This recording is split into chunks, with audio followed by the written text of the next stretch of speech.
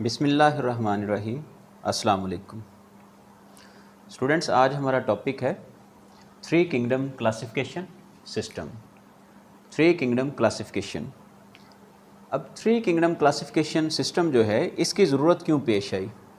सबसे पहले तो हम बात करते हैं थ्री किंगडम क्लासिफिकेशन सिस्टम जो है उसकी ज़रूरत क्यों पेश आई। डेफिनेटली इसकी ज़रूरत इसलिए पेश आई होगी कि टू किंगडम क्लासिफिकेशन सिस्टम जो है उसके अंदर कुछ डिफेक्ट्स होंगे। वो कैसे डिफेक्ट्स थे, सबसे पहले आज के लेक्चर में हम डिफेक्ट्स को डिस्कस करेंगे कि कौन कौन से डिफेक्ट्स हैं। सो आज के लेक्चर में नंबर 1 पे हम डिस्कस करेंगे डिफेक्ट्स को, नंबर 2 पे हम डिस्कस करेंगे थ्री किंगडम्स और उनके नाम और फिर उनके करेक्टरिस्टिक्स और कुछ प्रोमिनेंट ऑर्गेनिजम्स जो इन किंगडम्स के अंदर रखे गए, और हम बेसिस देखेंगे कि ये थ्री किंगडम क्लासिफिकेशन सिस्टम जो है वो किन बेसिस पे जनरेट किया गया और किस शख्स ने जो है इंट्रोड्यूस करवाया, और फर्दर इसमें मॉडिफिकेशंस क्या हुई, नाम चेंज हुआ वगैरह वगैरह। तो ये सारी चीज़ें हम आज के लेक्चर में इंशाअल्लाह अज़ीज़ डिस्कस करेंगे। मैं फिर से काउंट करवा देता हूँ। सबसे पहले हम आज के लेक्चर में डिस्कस करने वाले हैं defects which were present in two kingdom classification system, और नंबर 2 पे हम देखेंगे थ्री किंगडम क्लासिफिकेशन सिस्टम और इसकी थोड़ी हिस्ट्री, और थ्री किंगडम क्लासिफिकेशन सिस्टम जो है उनके नाम और प्रोमिनेंट ऑर्गेनिज्म, और साथ ही साथ हम ये देखेंगे कि थ्री किंगडम क्लासिफिकेशन सिस्टम जो है उसकी बेसिस क्या थी, किस बेस पे थ्री किंगडम क्लासिफिकेशन सिस्टम जो है इसको इंट्रोड्यूस करवाया गया। जी, सबसे पहले हम डिफेक्ट्स की बात करते हैं। Defects in two kingdom classification system.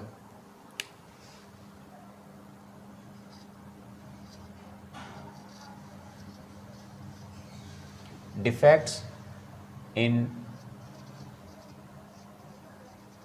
To kingdom classification या टू किंगडम सिस्टम।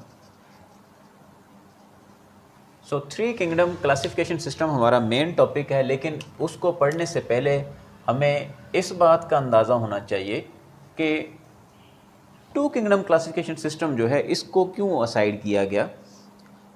एक बात और जहन नशीन फरमाएं कि टू किंगडम क्लासिफिकेशन सिस्टम जो है उसको रिजेक्ट नहीं किया गया।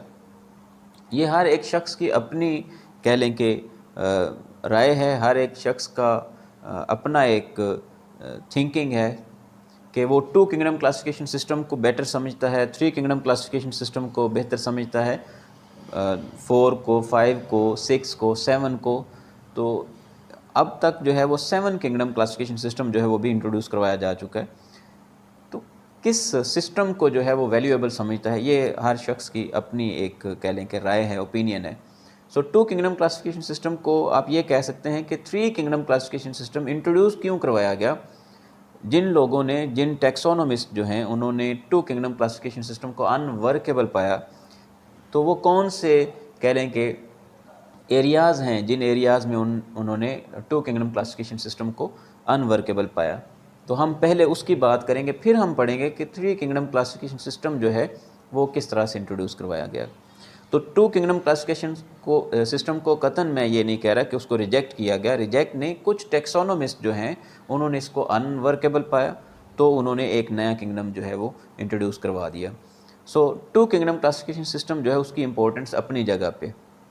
बहरहाल टू किंगडम क्लासिफिकेशन सिस्टम में जिन लोगों ने निशानदही की कि ये डिफेक्ट्स हैं, तो वो कौन कौन से मेजर डिफेक्ट्स हैं उनकी हम बात करते हैं। सबसे पहली बात तो ये है कि जी टू किंगडम क्लासिफिकेशन सिस्टम में हमें पता है दो किंगडम्स। नंबर 1 पे किंगडम प्लांटी,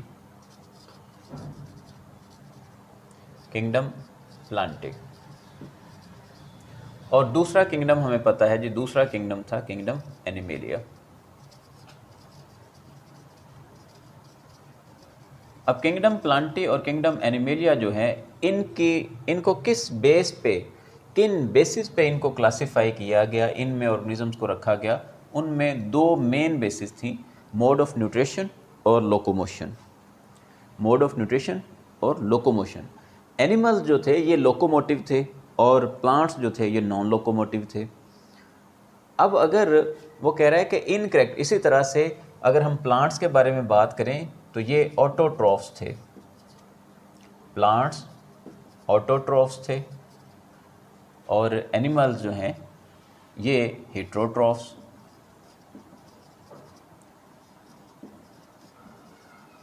तो ऑटोट्रॉफ्स आप समझते हैं। ऑटोट्रॉफ्स जो हैं ये फोटोसिंथेसिस के ज़रिए से अपनी फूड को खुद प्रिपेयर करने वाले, इनऑर्गेनिक मटेरियल से ऑर्गेनिक मटेरियल बनाने वाले, और हेट्रोट्रॉफ्स जो हैं ये इंजेस्टिव थे। अब दूसरा जो करैक्टर था जिस बेस पे क्लासिफाई किया गया टू किंगडम क्लासिफिकेशन सिस्टम के तहत ऑर्गेनिजम्स को, दूसरा करैक्टर था ये नॉन लोकोमोटिव थे। दे आर नॉन लोकोमोटिव, जबकि ये लोकोमोटिव थे, एक जगह से दूसरी जगह आ जा सकते थे। इस बेस पे इनको क्लासिफाई किया गया। तो ये जो दो मेन बेसिस थी, main basis for the classification according to two kingdom classification system, ये दोनों बेसिस जो हैं, अगर कोई ऑर्गेनिज्म इनके दरमियान में हो, फॉर एग्जांपल कोई ऑर्गेनिज्म जो है वो ऑटोट्रॉफ भी हो और उसमें हेटरोट्रॉफिक करैक्टर्स भी मौजूद हों, कोई ऑर्गेनिज्म जो है वो लोकोमोटिव भी हो, तो फिर ऐसे ऑर्गेनिजम्स के को कहाँ पे जो है वो क्लासिफाई किया जाए, किस तरह से क्लासिफाई किया जाए, ये एक कहने के मुअम्मा था, ये एक मामला था, ये एक डिफेक्ट था according to some taxonomist. For example ये एक ऑर्गेनिज्म है जी, Euglena. Euglena like organism, Euglena और यूग्लिना लाइक ऑर्गेनिज्म जो थे, इनको कैसे क्लासिफाई किया जाए। यूग्लिना में दो तरह के करैक्टर्स जो हैं वो मौजूद हैं। यूग्लिना ऑटोट्रॉफ भी है, it is autotroph in the presence of light, while it is heterotroph in darkness। So light की प्रेजेंस में ये ऑटोट्रॉफ है, जबकि in darkness it is heterotroph. इसी तरह से ये लोकोमोटिव भी है, लोकोमोटिव भी है। तो आप ये देखें, दो करैक्टर जो हैं वो एनिमल्स के हैं, मैं इनको अंडरलाइन करता हूँ जी रेड कलर से, ये और ये दो करैक्टर एनिमल्स के हैं, जबकि ऑटोट्रॉफिक करैक्टर जो है इन लाइट ये प्लांट्स का करैक्टर है। सो इसमें प्लांट लाइक और एनिमल करैक्टर दोनों तरह के करैक्टर जो हैं वो अवेलेबल थे। इसमें क्लोरोप्लास्ट जो है वो मौजूद है,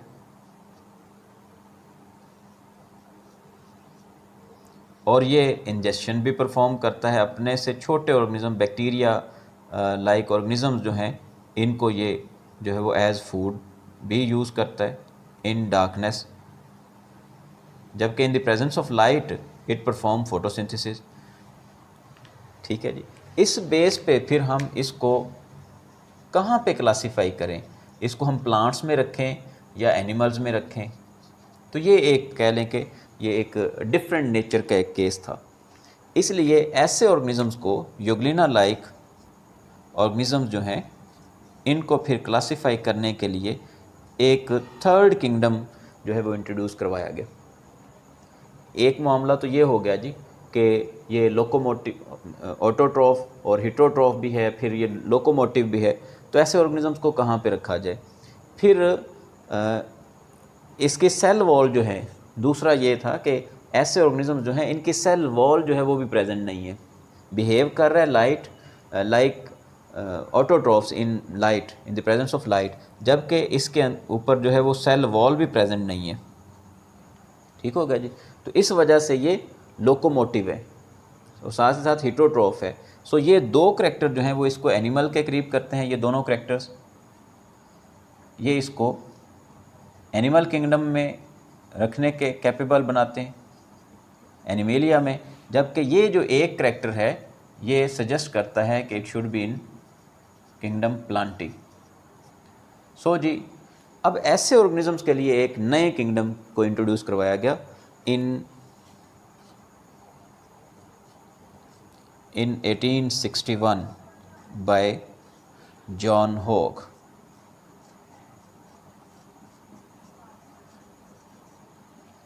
फर्स्टली जॉन हॉग जो है इसने 3 किंगडम क्लासिफिकेशन सिस्टम इंट्रोड्यूस करवाया, यानी कि असल में एक न्यू किंगडम जो है इंट्रोड्यूस करवा दिया विद द नेम प्रोटोक्टिस्टा। प्रोटॉक्टिस्टा। ये प्रोटॉक्टिस्टा अकॉर्डिंग टू हॉग, इसके अंदर कौन कौन से ऑर्गेनिजम्स आने चाहिए थे? इसके अंदर bacteria and other microscopic organisms. So इसने असल में माइक्रोस्कोपिक ऑर्गेनिजम्स के लिए ये एक किंगडम इंट्रोड्यूस करवाया जिसको उसने नाम दिया Protoctista. Later on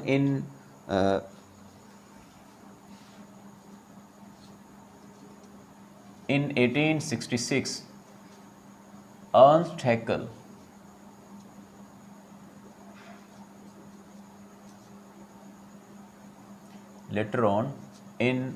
1866 Ernst Haeckel introduced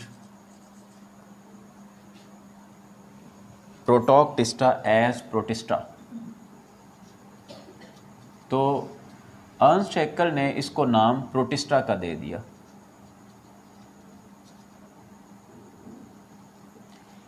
so basically Ernst Hückel को ही थ्री किंगडम क्लासिफिकेशन का कहने मौजूद कहा जाता है। थ्री किंगडम क्लासिफिकेशन सिस्टम जो है बाकायदा तौर पे अर्न्स्ट हैकेल ने इंट्रोड्यूस करवाई। सो प्रोटिस्टा के अंदर उसने कैसे ऑर्गेनिज्म रखे? प्रोटिस्टा को एज थर्ड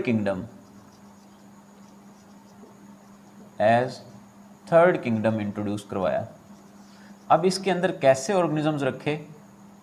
इसके अंदर उसने वही जॉन हॉग वाली क्लासिफिकेशन रखी, bacteria, cyanobacteria, bacteria and cyanobacteria, दो चीज़ें होगी, और तीसरी चीज़ अदर माइक्रोस्कोपिक ऑर्गेनिजम्स। तो हम लिख देते हैं जी अदर्स। अब जो अदर माइक्रोस्कोपिक ऑर्गेनिजम्स थे, अब आज हमें पता है जो साइनोबैक्टीरिया और बैक्टीरिया के अलावा जो माइक्रोस्कोपिक ऑर्गेनिजम्स हैं वो यूकैरियोट्स हैं। लेकिन तब चूँकि प्रोकैरियोटिक और यूकैरियोटिक जो है ये टर्म्स ईचेटन की तरफ से इंट्रोड्यूस नहीं करवाई गई थी, वो तो बाद में इंट्रोड्यूस करवाई गई 1937 बाय ईचेटन। लेकिन उससे पहले बैक्टीरिया और साइनोबैक्टीरिया जो हैं इनको करैक्टर्स की बेस पे भी थोड़ा डिफरेंट समझा जाता था। अब इन दोनों को लेटर ऑन अर्न्स्ट हैकेल, इन दोनों को उसने एक और कह लें कि सब ग्रुप के तौर पर या सब किंगडम के तौर पर मोनरा के नाम से एक सेपरेट ग्रुप में इंट्रोड्यूस करवा दिया। अर्न्स्ट हैकेल जो है उसने जो क्लासिफिकेशन की है थ्री किंगडम क्लासिफिकेशन सिस्टम, उसके अकॉर्डिंग तीन किंगडम फिर कौन कौन से बने जी?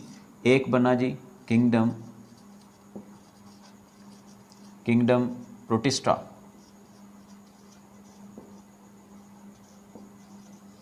दूसरा किंगडम बना जी, सेकंड किंगडम वाज किंगडम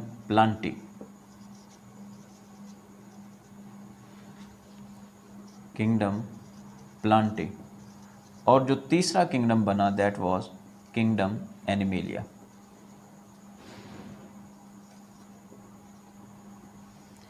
सो जी kingdom Protista, kingdom Plantae and kingdom Animalia, तीन किंगडम जो हैं ये अकॉर्डिंग टू अर्न्स्ट हैकेल। तो ये है जी थ्री किंगडम क्लासिफिकेशन सिस्टम। अब हम इनकी बेसिस की बात करते हैं, लेकिन उससे पहले जो उसने प्रॉपर क्लासिफिकेशन की जिस पे कह लें कि फर्दर एतराज़ात बने, वो प्रोटॉक्टिस्टा जो है इसमें उसने अदर माइक्रो ऑर्गेनिजम्स के साथ साथ एक और ग्रुप बना दिया। इस ग्रुप को उसने नाम दिया मोनरा का, और मोनरा के अंदर उसने ऑर्गेनिजम्स रखे बैक्टीरिया और साइनोबैक्टीरिया। बाकी जो हैं इनको as other microscopic organism as it is रहने दिया, other microscopic organisms. So other microscopic organisms जो हैं ये इनका असल में प्रोटिस्टा जो है वो इनका ग्रुप है, लेकिन इनके साथ ही ऐड अप कर दिया गया जी प्रोकैरियोट्स को, जिस पर बाद में एतराज़ात बने, और मोनरा जो है इसके अंदर उसने रख दिए बैक्टीरिया एंड साइनोबैक्टीरिया।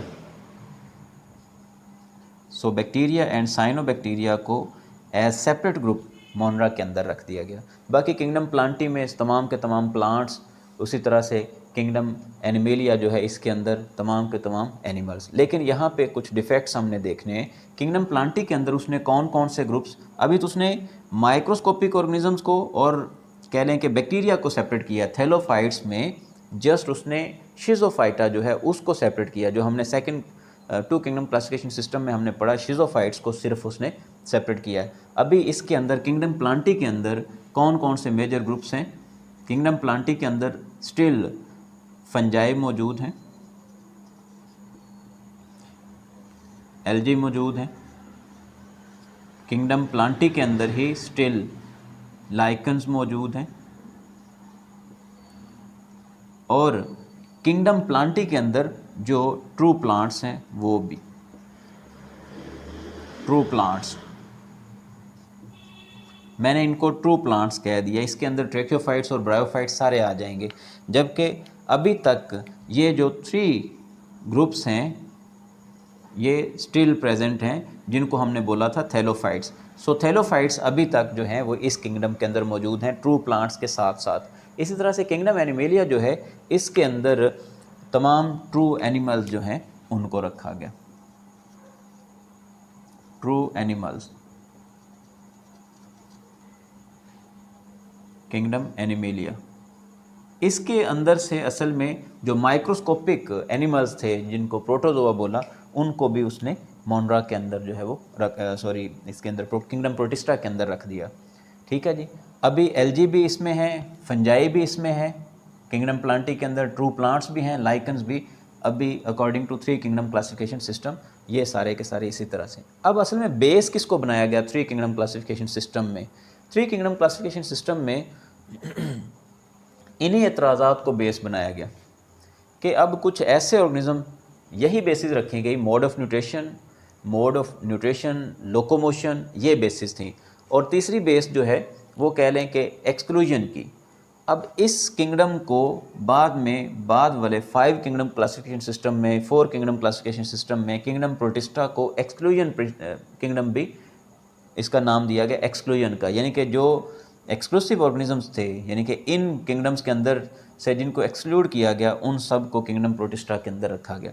तो इस तरह से हम इसको एक्सक्लूजन किंगडम भी बोलते हैं। ये एक्सक्लूजन किंगडम भी है जी। अब इस पे क्या एतराज़ात बने, हम इसके डिफेक्ट्स की भी आज साथ ही बात कर लेते हैं कि 3 किंगडम क्लासिफिकेशन सिस्टम जो है इस पे क्या एतराज़ात थे, डिफेक्ट्स।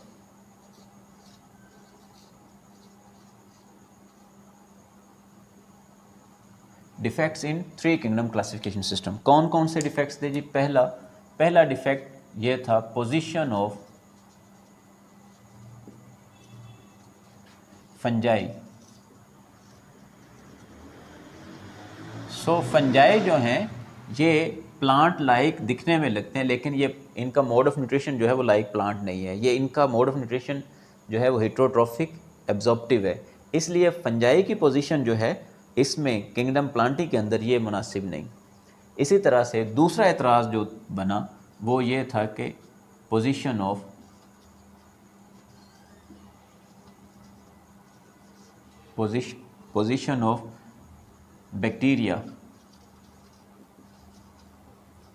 बैक्टीरिया एंड साइनोबैक्टीरिया, इस पे एतराज़ बना। और इन एतराज़ात को, इन ऑब्जेक्शंस को, इन डिफेक्ट्स को दूर करने के लिए 4 किंगडम क्लासिफिकेशन सिस्टम जो है उसको इंट्रोड्यूस करवाया गया। इन एतराज़ात को रिज़ॉल्व करके 4 किंगडम क्लासिफिकेशन सिस्टम जो है it was introduced by Herbert Copeland. So Herbert Copeland ने 4 किंगडम क्लासिफिकेशन सिस्टम जो है वो इंट्रोड्यूस करवा दिया। और 4 किंगडम क्लासिफिकेशन सिस्टम में कौन कौन से किंगडम्स हैं, क्या नाम है, उनके करैक्टर्स क्या थे उसमें मौजूद, कौन कौन से ऑर्गेनिजम्स है और किन ऑर्गेनिजम्स को सेपरेट किया गया, इन चीज़ों को इंशाअल्लाह हम नेक्स्ट लेक्चर में डिस्कस करेंगे जी। आज के लेक्चर में हम क्या क्या चीज़ें डिस्कस की हैं जी? सबसे पहले हमने डिस्कस किया है जी defects in 2 kingdom classification system. असल में हम पढ़ना चाह रहे थे 3 किंगडम क्लासिफिकेशन सिस्टम, तो उसके लिए हमें ये इस चीज़ को जो है वो सॉल्व करना था कि 2 किंगडम क्लासिफिकेशन सिस्टम जो है उसके बजाय 3 किंगडम क्लासिफिकेशन सिस्टम जो है इसको क्यों प्रेफर किया गया बाय सम टेक्सोनोमिस्ट।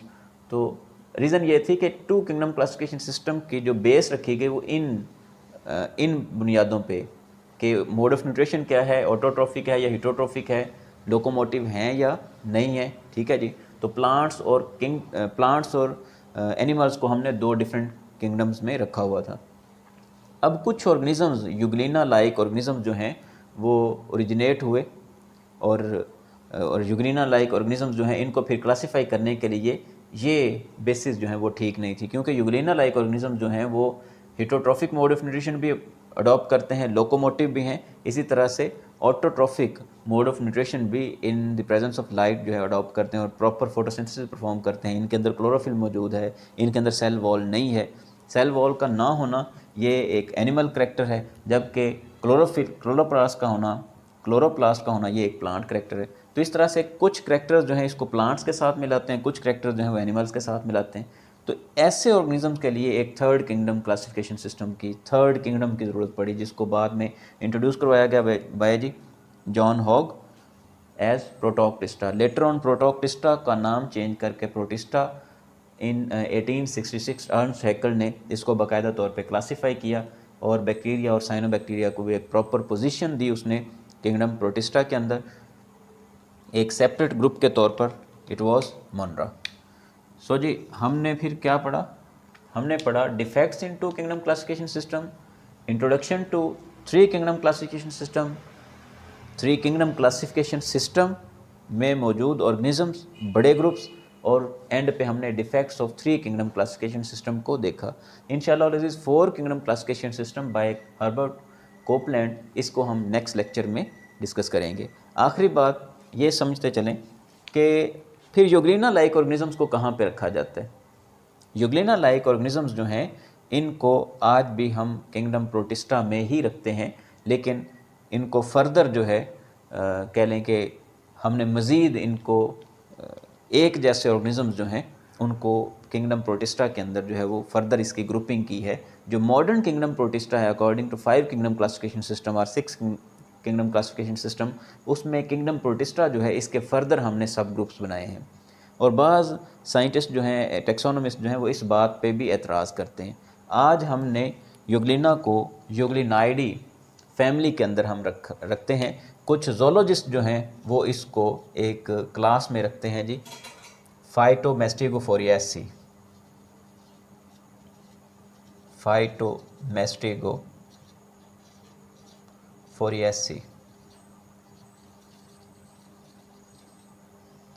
सो फाइटोमेस्टिगोफोरिएसी क्लास में आज इसको रखा जाता है यूग्लिना को और इस जैसे दूसरे ऑर्गेनिजम्स को जी। इंशाल्लाह दिस नेक्स्ट लेक्चर होगा जी हर्बर्ट कोपलैंड के 4 किंगडम क्लासिफिकेशन सिस्टम पे। अपना ख्याल रखिएगा। अल्लाह हाफिज़।